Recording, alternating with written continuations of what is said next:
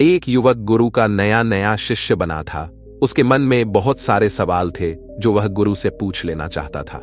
एक दिन वह गुरु के पास आया और उसने कहा, गुरुदेव, मैंने देखा है पहले लोग आपस में बहुत प्रेम करते हैं, फिर धीरे धीरे उनमें झगड़े होते हैं, फिर धीरे धीरे उनमें झगड़े होते हैं, फिर रिश्ते टूट जाते हैं और प्रेम नफरत में बदल जाता है।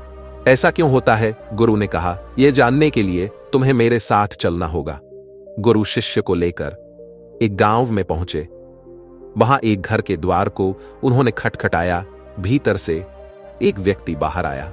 उसने गुरु को प्रणाम किया और कहा, गुरुदेव, मैं आपकी किस प्रकार सेवा कर सकता हूं? गुरु ने उस व्यक्ति से कहा, क्या तुम्हारी पत्नी के साथ विवाद समाप्त हो गया? क्या अब तुम खुश हो?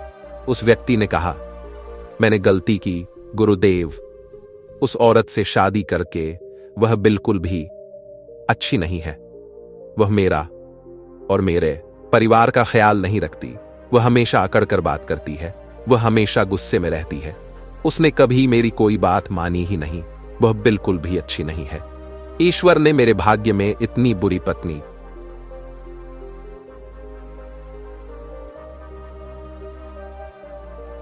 वह मुझे छोड़कर घर चली गई है और अब मैं चाहता हूं कि वह वहीं रहे और कभी मेरे जीवन में ना आए। गुरु ने अपने शिष्य से कहा, देखा तुमने, यही मनुष्य का स्वभाव है।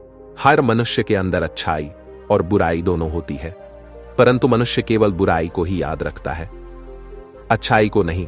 और जब वह किसी की बुराई करने पर आता है तो वह शुरू से लेकर आखिर तक सब कुछ बुरा ही देखता है और बोलता है। और जब वह अपने मन में सब कुछ बुरा ही बैठा लेता है, तब वह यह आशा करता है कि इसके जीवन में सब अच्छा हो। बुराई से जीवन में अच्छाई कैसे पनप सकती है? अच्छाई लाने के लिए जीवन में सुख और शांति लाने के लिए हमें अच्छाई को तो देखना ही होगा।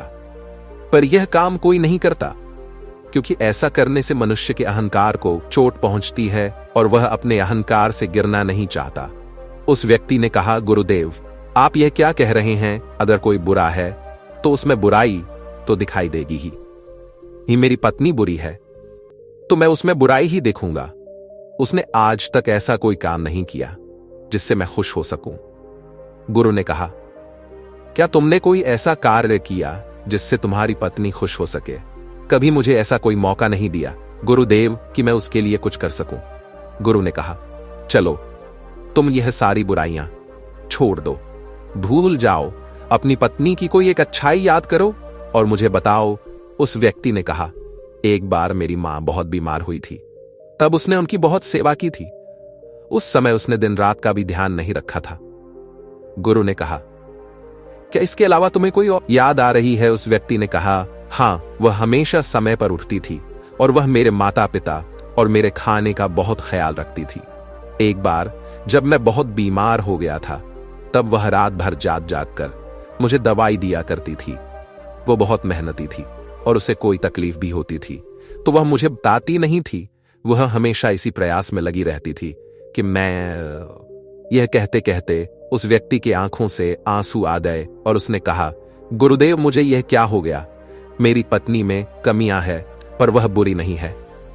मैं उसकी अच्छाइयों को देख नहीं पाया। गुरु ने कहा, जब हम किसी की बुराई देखते हैं तो बुराई बुराई को खींचती है और वह सब कुछ बुरा दिखाती है और देखती है। आपके जीवन में सब कुछ बुरा होने लगता है, पर जब आप किसी की अच्छाई देखते हैं तब अच्छाई अच्छाई को खींचती है और आपके साथ सब कुछ अच्छा होने लगता है। वह व्यक्ति गुरु को प्रणाम करके अपनी पत्नी को लेने के लिए वहां से चला गया। गुरु ने शिष्य से कहा, क्या तुम समझे कि रिश्ते क्यों टूट जाते हैं? प्रेम नफरत में क्यों बदल जाता है? जब मन में नफरत हो तो उसमें प्रेम नहीं रह सकता, और जहां प्रेम हो वहां नफरत नहीं रह सकती। हम अपने मन में क्या रखना चाहते हैं यह हम पर ही निर्भर करता है। शिष्य ने गुरु से कहा, गुरुदेव, मैं आपकी बात बहुत अच्छी तरह से समझ गया हूं। मेरा एक और प्रश्न है, क्या आप मुझे इसका उत्तर देंगे? गुरु ने कहा, अवश्य तुम पूछ सकते हो। शिष्य ने कहा, गुरुदेव, इस दुनिया में सबसे मुश्किल कार्य क्या है? गुरु ने कहा, इस दुनिया का सबसे मुश्किल कार्य में रहना है। शिष्य ने कहा, इसमें मुश्किल क्या है? एकांत में तो कोई भी रह सकता है। गुरु मुस्कुराए और कहा, अगर यह बहुत आसान कार्य है तो क्या तुम 30 दिन के लिए एकांतवास में रह सकते हो? तुम्हें 30 दिन के लिए कहीं नहीं जाना, एक गुफा में रहना है। तुम बाहर किसी भी व्यक्ति से संपर्क नहीं करोगे, ना ही गुफा के भीतर किसी तरह के कार्य में व्यस्त रहोगे, सिर्फ शांत और एकांत रहोगे। क्या तुम कर सकोगे? शिष्य ने कहा, लेकिन गुरुदेव यह करके क्या होगा, इससे क्या मिलेगा? गुरु ने कहा, जो मिलेगा वह तो तुम्हें पता चल ही जाएगा। बात यह है कि क्या तुम इतना आसान कार्य कर सकोगे? शिष्य तैयार हो गया। गुरु अपने शिष्य को एक गुफा की ओर ले गए और उन्होंने वहां उसके 30 दिन के खाने पीने का इंतजाम कर दिया और कहा, गुफा का द्वार खुला है, जब तुम्हें लगे कि तुमसे यह नहीं हो रहा तो तुम बाहर आ सकते हो। शिष्य गुफा के अंदर चला गया। पहले दिन उसने बहुत आराम से अपना समय काट लिया। दूसरे दिन उसे अजीब सा महसूस होने लगा। उसका मन बार बार बाहर की ओर भाग रहा था। उसे बेचैनी हो रही थी। वह इधर उधर टहलने लगा। जैसे तैसे करके उसने दूसरा दिन भी निकाल लिया। तीसरे दिन वह बहुत बेचैन हो गया। उसने सोचा कि वह यह क्या बेकार का काम कर रहा है, बाहर पता नहीं क्या क्या हो रहा होगा और वह यहां गुफा में बैठा है। वह तीसरे दिन ही गुफा से बाहर आ गया और गुरु के पास पहुंचा। शिष्य को देखते ही गुरु ने कहा, मैं तुम्हारा ही इंतजार कर रहा था। 30 दिन एकांत में रहने की बात हुई थी, तुम तो 3 दिन में ही बाहर आ गए। शिष्य ने कहा, पता नहीं गुरुदेव, पर मैं भीतर से बहुत बेचैन हो रहा था। बार बार बस बाहर जाने का मन कर रहा था। इन 3 दिनों में मैं एकांत भी नहीं साध पाया। मन में बहुत सारे विचार, भावनाओं और बहुत कुछ चल रहा था। कोई मुझे जबरदस्ती बाहर की ओर खींच रहा था। गुरु ने कहा, वह कोई और नहीं, तुम्हारा एकांत पसंद है ही नहीं। वह हमेशा किसी दूसरे को ढूंढता रहता है। जब उसे कोई दूसरा दिखाई नहीं देता, उसे कोई दूसरा नहीं मिलता, तो वह भी बेचैन हो जाता है, क्योंकि उसका वजूद दूसरों से ही है। अगर दूसरे नहीं होंगे तो मन की शक्ति खो जाएगी और वह तुम पर से अपना नियंत्रण खोने लगेगा। इसीलिए वह जल्द से अपना नियंत्रण खोने लगेगा। इसीलिए वह जल्द से जल्द तुम्हें बाहर की ओर ले जाना चाहता था। गए शिष्य ने कहा, गुरुदेव, आप सत्य कहते हैं। एकांतवास करना दुनिया का बहुत ही मुश्किल कार्य है। गुरु ने कहा, तुमने ये नहीं पूछा कि इस दुनिया का सबसे आसान कार्य क्या है? शिष्य ने कहा, गुरुदेव, मेरे मन में यह सवाल भी था, पर मैं पूछ नहीं पाया। गुरु ने कहा, इस दुनिया का सबसे मुश्किल कार्य एकांतवास है, तो इस दुनिया का सबसे। शिष्य ने कहा, आप यह क्या कह रहे हैं गुरुदेव? मैं कुछ समझ नहीं पा रहा। गुरु ने कहा, एकांतवास हमारा स्वभाव है। हम अपने स्वभाव से दूर हो गए हैं। मन के बनाए जाल में हम हमेशा किसी दूसरे को ही ढूंढते रहते हैं और अपने एकांत को खो बैठते हैं। एकांत को साधना नहीं पड़ता, बल्कि वही हमारा स्वभाव है और यह बहुत आसान है। और है तो मैं क्यों 3 दिन में ही उस गुफा से बाहर आ गया?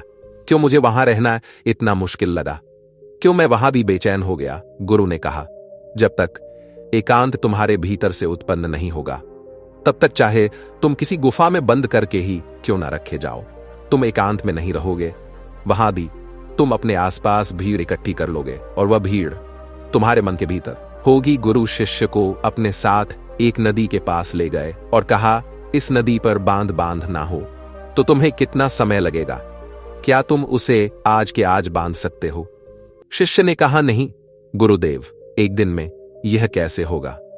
2 दिन, 3 दिन या 4 दिन में भी नहीं होगा। इसमें तो बहुत समय लगेगा।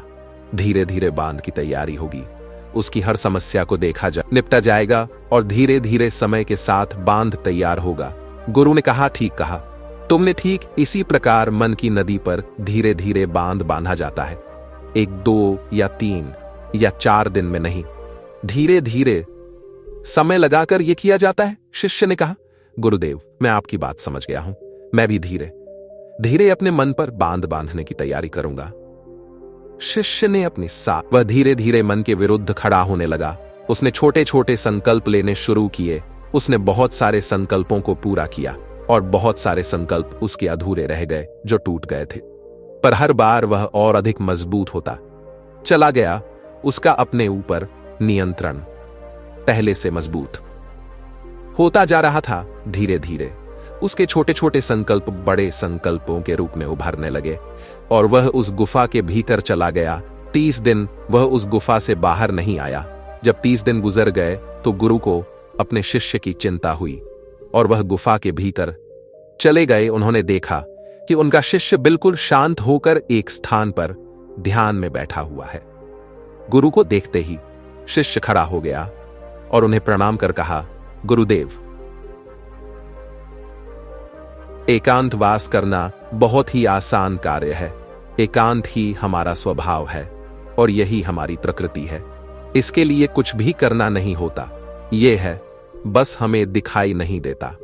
शिष्य गुरु के साथ उस गुफा से बाहर आ गए।